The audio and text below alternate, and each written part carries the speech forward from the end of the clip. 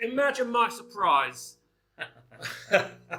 Just strolling along the Avenida on this beautiful spring day, bump into this gentleman. Lovely to meet you, mate. Lovely to bump into you in Lagos town.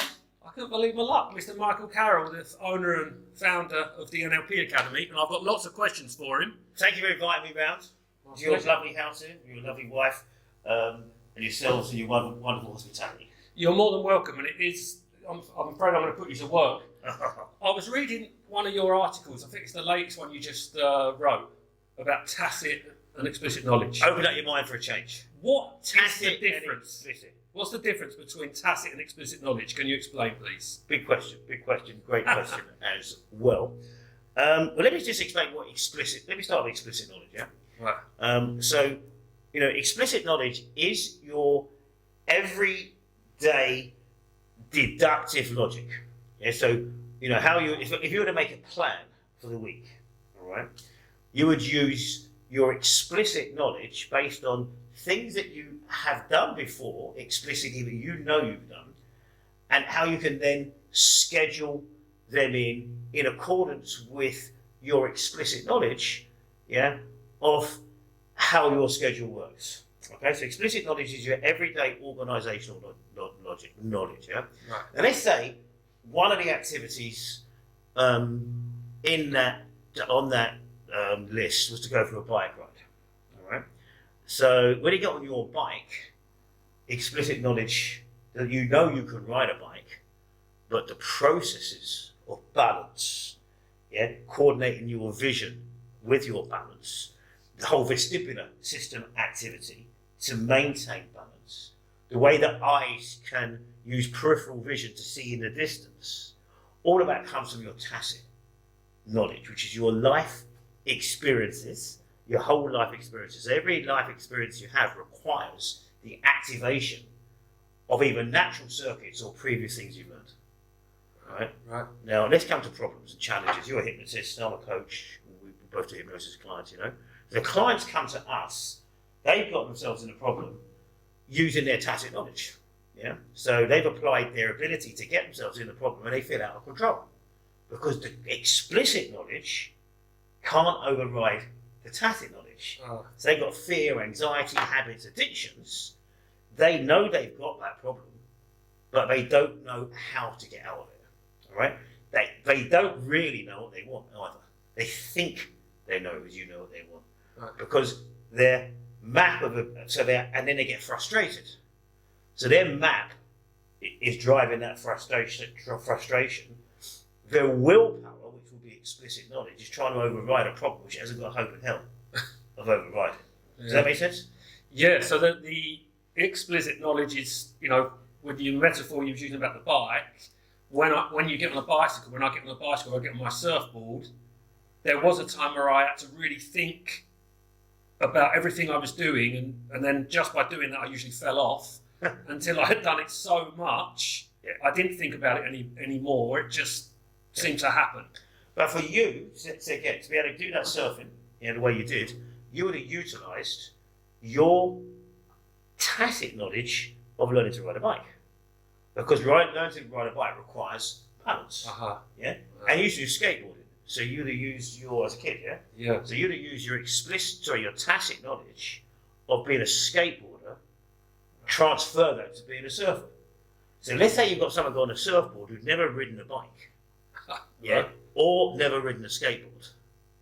So that is their first, or one of their first experiences of using balance this way. They may have a longer journey because they haven't got the vaults of their tacit knowledge to pull the components of other activities. Right. So, like when we, for example, as kids, young children now, children get vaccinated, against various viruses, diseases, etc. Yeah, and then new ones come out, new colds come out, new viruses come out with COVID-19 and so on. So our immune system is used to learning how to deal with, let's say a new bacteria comes out or a new virus, one it's not experienced before. Our immune system is used to dealing with viruses, but not this one. Right. So it hasn't got the direct strategy to combat it, but that's why I said you build immunity to something. When you're building immunity, that is your immune system developing its knowledge on how to fight that, what it's building the immunity to, that's tacit knowledge. Right. So say similar comes along, in bang, the immune system can take it out. So, if I understand right, it would appear to me it's really, really useful. I mean, of course, you need both. How can someone get straight into their sort of all of the good stuff, like the good shit, the tacits, get your logical mind out of the way? How can NLP help someone learn to get involved in that? Well, some people do it naturally, but NLP in itself grew out as a modelling technology. So most people are aware of NLP. John Grinder, Richard Bandler modelled Fritz Perls, Milton Erickson, and Virginia Satir. Yeah? Grinder was more active in the modelling of Erickson and Satir than he was with Perls. When Perls came along, Bandler had already absorbed the behavioural competencies of Perls.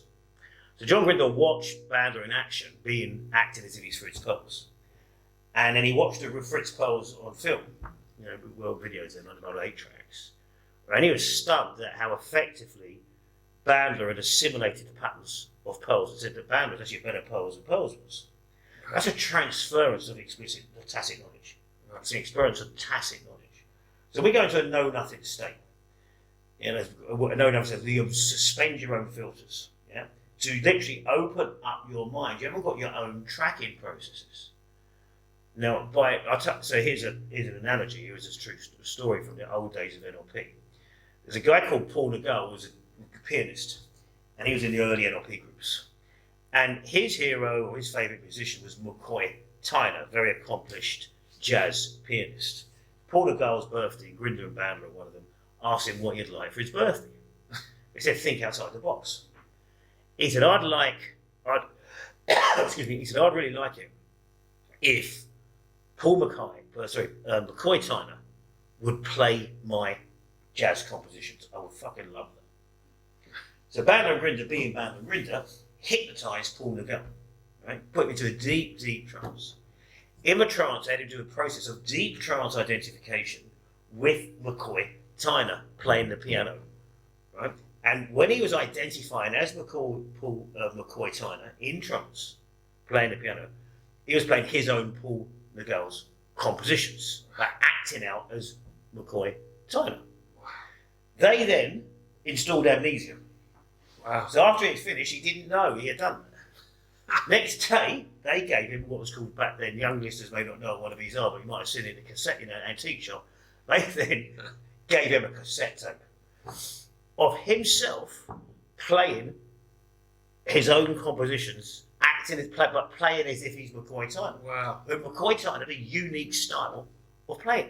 Paul Nagel was stunned that Bandler and Grinder managed to persuade McCoy Tyner to play his own to play Paul Nagel's compositions when it was Paul Nagel all along.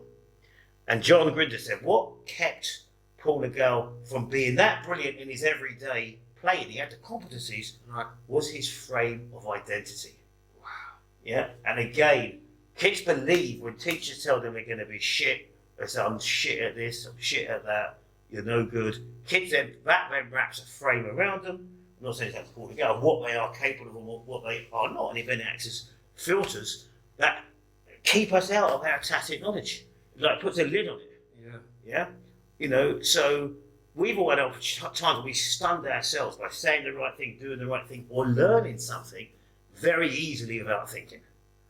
Yeah. And that is when you're harnessing tacit knowledge. Again, John Grinder, he speaks 9 languages. And the way that he used to learn a language, you'd go in, you'd learn basic questions from, what is this, please, can you tell me what that is, and so forth, yeah? And he'd learn the basic questions in this, and then go into communities where the native speakers were of that language, and ask them the questions, and just repeat back what they said. Right. Yeah, to pick up he would learn the language like a child would. He wasn't interested so much in the content, but he's interested in the structure. Probably the best example of tacit knowledge is a child learning to speak. In a very quick period of time, that child, has assimilated a language, can put together well-structured sentences. Yeah, that's tacit. Right. When they go to school, they start telling what a verb is, what past tense is. That's explicit. But explicit knowledge doesn't teach you how to do it. It just teaches you, gives you a description of what it is you can do. Like a paint by numbers. Yeah. So there's a thing in NLP saying that a thing is not the name of a thing is not what it is. Right. Something along those lines. Yeah. With your article that I've read, how can anyone that's listening to this find it? It's a great article. Yeah. So we'll put a link in this, but go to nlpacademy.co.uk on the articles page. It's called Open Up Your Mind, Harnessing Your Explicit and Tacit Knowledge. And if you wouldn't mind explicitly answering, I've heard that you are now doing your NLP trainings with John Grinder and Carmen Bostic Sinclair in Lagos. Yeah. Well, I'll be in Lagos in May. Obviously, here we're in Lagos as well, the Algarve Hypnotherapy Centre, so it's great to be working with you, Matt. So I'll be in Lagos in May. Well, I live here now anyway, so I bumped into you today. On the beach. So I'll be in Lagos in May, from May the 6th to May the 19th, Right. teaching NLP practitioner international coaching. I teach the first 5 days. John and Carmen join me via live stream for the second to 8 days. Yeah, and they stream in live here to Lagos. We have them on the big screen. And we've also got venues in, just got to get this right, venues in Tunisia, India, Canada, Guatemala, Switzerland, Philippines. Wow. Not bad, is it? You're a busy man. All at the same time. Yeah, that's All incredible. at the same time. And again, the way John Carl and I teach the courses, what's happened in the education system is explicit knowledge is highly valued, and it needs to be, because that's what someone's got to be able to write down on the exam. But then they use explicit teaching methods, to teach things to people, so people got to rely on explicit techniques for retrieval of information. Now, the way John and Carmen and I teach NLP, sometimes it's a bit, people at first feel a little bit off their map because they don't have boxes to put the things in because we haven't given them. Wow. We don't want to give you boxes to put the stuff in. Right. Yeah? Because that gives you premature closure. All right?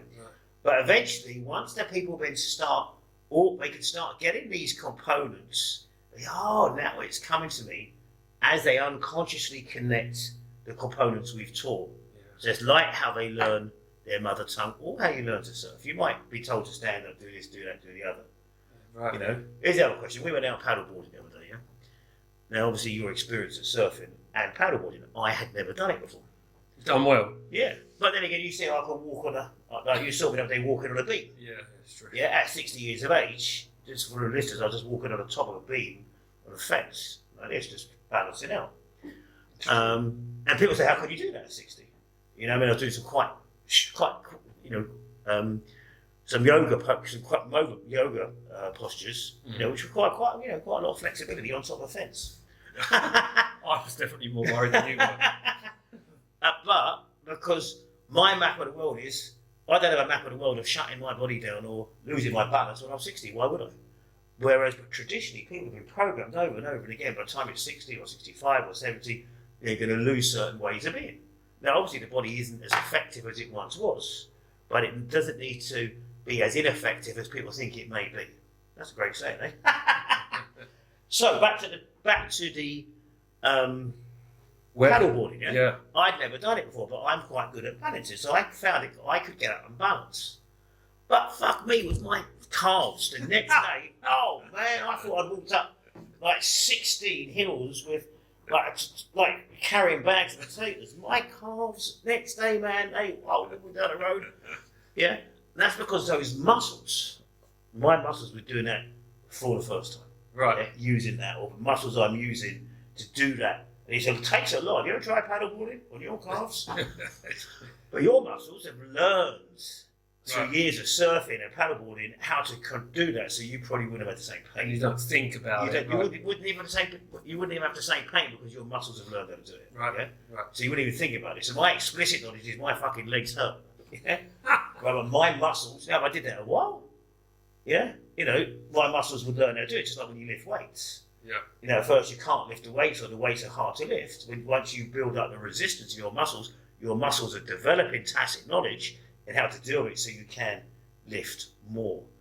In terms of solutions to problems, this is all I say now before we close, is you've been every one of you watching this video, you know, you've been solving problems all your life. You know, you've been getting in problems and out of them all of your life. Yeah. So you've got your tacit knowledge of getting out of the shit is enormous. It's a tacit vault of how you solve problems, recovered from illness, recovered from heartbreak, recovered from so many different things. Yeah, it's there. So what we teach people in New Code NLP is by using New Code NLP processes to change the way a person thinks. Yeah, or distract everyday thinking so their mind can open up. It's like literally opening a mine. They're opening a vault. Here's your tacit knowledge. Go inside and get it. You don't actually. It's like shopping, where you don't know what you're shopping for. Wow. So you're going to get. I have some of that, but you don't know how it's going to be applied until it gets activated in the context. Amazing. It's all unconscious. Isn't that amazing? Yeah. So tacit knowledge. Thank you very much. You're welcome. We're talking May for the course. Is that right? Yeah, May the 6th to the 19th, Lagos, online and around the world. Mike, you're a legend. see you on that paddleboard with those sore calves. Cheers, mate. Cheers, mate. Thank you so much. Yeah? Thank you. Matthew, very much. Thank you. Thank Very much, you. yeah.